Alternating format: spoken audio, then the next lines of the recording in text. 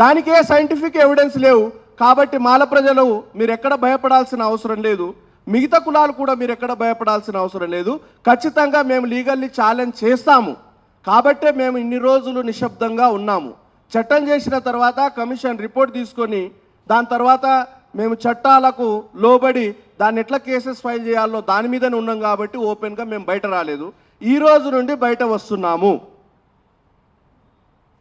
ఏ ప్రభుత్వాన్ని ఏర్పాటు చేయడానికి మాలలు ఇక్కడ కృషి చేశారు, ఎవడైతే కాంగ్రెస్ను ఓడించడానికి పనిచేశాడో కృష్ణమాదిగను సాటిస్ఫై చేయడానికి రేవంత్ రెడ్డి దొంగ చట్టం ఏదైతే చేసిండో ఆ రేవంత్ రెడ్డి ప్రభుత్వాన్ని కూల్చడానికి మా మాలల తడాకను మేము చూపించబోతున్నాము.